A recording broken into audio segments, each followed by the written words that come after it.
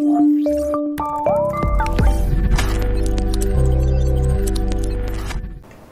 वालेकुम students, today we are going to start modern physics lecture number 3 और इस lecture में हम चैप्टर नंबर 20 के कुछ इंट्रोडक्टरी टॉपिक्स को डिस्कस करेंगे और हाइड्रोजन सीरीज की जो स्पेक्ट्रम्स बनते हैं उनको स्टडी करने की कोशिश करेंगे। तो आइए जी, स्पेक्ट्रोस्कोपी के हवाले से हम बात करते हैं। स्पेक्ट्रोस्कोपी आपके पास क्या है? Spectroscopy is a branch in which we discuss wavelengths and intensities.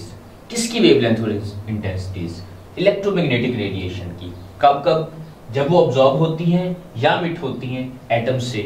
तो देखिए, एटम से एमिट होने वाली रेडिएशंस या ऑब्जॉर्ब होने वाली रेडिएशंस की इंटेंसिटी और वेवलेंथ को स्टडी करने वाली जो ब्रांच है उसको स्पेक्ट्रोस्कोपी का नाम दिया जाता है। और स्पेक्ट्रोस्कोपी के अंदर हम बेटा जी 3 तरह के स्पेक्ट्रम्स डिस्कस करते हैं, जिनके नाम लाइन स्पेक्ट्रम, बैंड स्पेक्ट्रम और कंटिन्यूअस स्पेक्ट्रम है। लाइन स्पेक्ट्रम ज्यादातर एटम्स के लिए ड्रॉ किया जाता है। मॉलिक्यूलर जो स्ट्रक्चर होता है उसके लिए बैंड स्पेक्ट्रम्स हमें देखने में आते हैं, और जो कंटिन्यूअस स्पेक्ट्रम है नॉर्मली ब्लैक बॉडी रेडिएटर के नतीजे में हमें देखने में मिलता है, जैसा कि हमने चैप्टर नंबर 19 में भी इसके हवाले से पिछले लेक्चर्स में बातें कर रखी। अगर हम आगे बढ़े तो रेडबर्ग्स का एक बड़ा बेसिक फार्मूला है जो इन एमिट होने वाली रेडिएशंस की वेवलेंथ निकालने के काम आता है। इस फार्मूले को जरा गौर से देख लें। यहाँ पर RH आपके पास रेडबर्ग्स कांस्टेंट है, दैट इज 1.0974 × 10⁻⁷ पर मीटर। ये इस कांस्टेंट की वैल्यू है और इसके जो यूनिट्स होते हैं वो मीटर पर मीटर में होते हैं, मतलब ये डिस्टेंस के यूनिट के इनवर्स होते हैं पर मीटर। इसके अलावा RH तो रेडबर्ग्स कांस्टेंट हो गया, P आपके पास लोअर ऑर्बिट है जिसमें डी एक्साइटेशन होनी है, N आपके पास वो हायर ऑर्बिट है जिससे डी एक्साइटेशन होनी है। फर्ज कर लें कि अगर कोई इलेक्ट्रॉन 5th ऑर्बिट से 3rd ऑर्बिट में फॉल कर रहा है तो 5th जो हायर ऑर्बिट है उसकी वैल्यू n के तौर पर कंसीडर की जाएगी, मतलब n की वैल्यू 5 आप पुट करोगे, और लोअर ऑर्बिट जिसमें डी एक्साइटेशन हो रही है which is the 3rd one, वो p की जगह पर पुट किया जाएगा। और लैम्डा आपके पास क्या बेटा?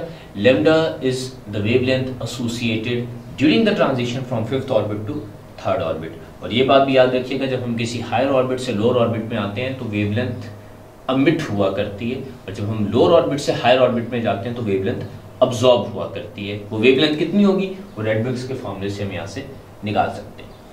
अब रेडबर्ग का ये जो फार्मूला है इसको प्रेजेंट किया गया और इस फार्मूले से हम डिफरेंट स्पेक्ट्रल सीरीज को स्टडी कर सकते हैं।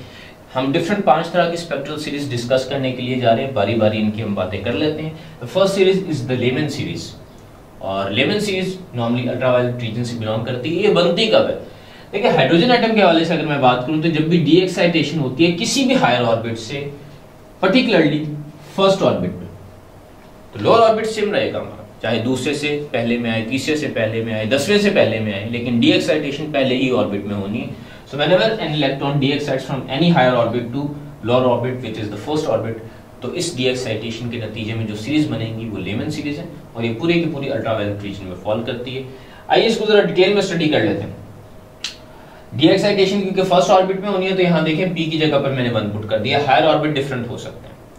अब याद रखिएगा कि जितने ज्यादा ऑर्बिट्स के दरमियान गैप होता है, मतलब फर्स्ट से आप दूर चले जाएं, मैक्सिमम इन्फिनिटी पर जा सकते हैं, तो जितना ज्यादा दो ऑर्बिट्स के दरमियान गैप बढ़ता जाता है उनमें एनर्जी बढ़ती चली जाती है, और क्योंकि एनर्जी का रिलेशनशिप वेवलेंथ के साथ इनवर्सली प्रोपोर्शनल का होता है, you have to remember that energy is always inversely related with the wavelength of light. तो जैसे जैसे हम दो ऑर्बिट्स के दरमियान एनर्जी का डिफरेंस बढ़ाते जाएंगे, एसोसिएटेड वेवलेंथ रिड्यूस होती चली जाएगी। तो अगर आपसे कहा जाता है कि मैक्सिमम वेवलेंथ निकालें तो एनर्जी मिनिमम देखनी पड़ेगी, और मिनिमम एनर्जी कब मिलेगी? जब करीबी ऑर्बिट से इलेक्ट्रॉन फॉल करे, मतलब 2nd ऑर्बिट से ही 1st में फॉल कर दे। मिनिमम एनर्जी का गैप होगा, मैक्सिमम वेवलेंथ मिलेगी, और बेटा कितनी होगी ये देखें। रेडबर्ग्स की वैल्यू पुट करें, रेडबर्ग्स कांस्टेंट की, 1st ऑर्बिट में फॉल करना, और सबसे करीबी ऑर्बिट जो 2nd वाले उससे फॉल करेगा।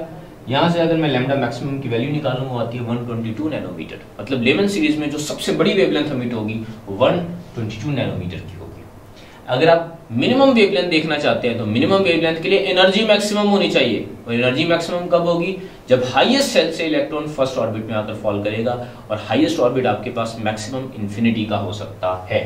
ये देखिए एन की जगह मैंने इंफिनिटी को सब्स्टिट्यूट की है।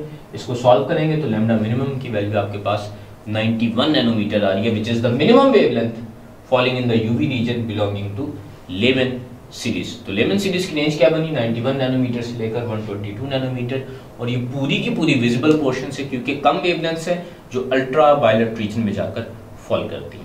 इसी तरह से नेक्स्ट सीरीज आपके पास बाल्मर सीरीज जो विजिबल रीजन में होती है। By the way Balmer series वो पहली सीरीज थी जो सबसे पहले डिस्कवर की गई। बाकी हम जितनी भी सीरीज पढ़ेंगे वो इसके बाद आएंगी, क्योंकि वो इनविजिबल रीजन की, बाल्मर सीरीज विजिबल रीजन की थी। यही वजह है कि सबसे पहले डिटर्मिन की गई, इसके बारे में सबसे पहले हमें पता चला। तो ये कब बनती है? जब डी एक्साइटेशन किसी भी हायर ऑर्बिट से सेकंड ऑर्बिट में होती है। तो P is second and can be any higher orbit. It could be 3, 4, 5 or any higher orbit. अब यहाँ पर अगर आप देखना चाहते हैं कि मैक्सिमम वेवलेंथ, तो मैक्सिमम वेवलेंथ के लिए एनर्जी मिनिमम होनी चाहिए। और एनर्जी मिनिमम कब होगी? जब दूसरे ऑर्बिट में इलेक्ट्रॉन फॉल करे, करीबी ऑर्बिट मतलब थर्ड वाले से, थर्ड में सेकंड में अगर आकर फॉल कर जाएगा तो आपको लैम्डा मैक्सिमम देखने में मिलेगी। और इस केस में लैम्डा मैक्सिमम कितना है बेटा? This is 656 nanometre. और लैम्डा मिनिमम के लिए आपको n पुट करना होगा highest energy difference, minimum wavelength.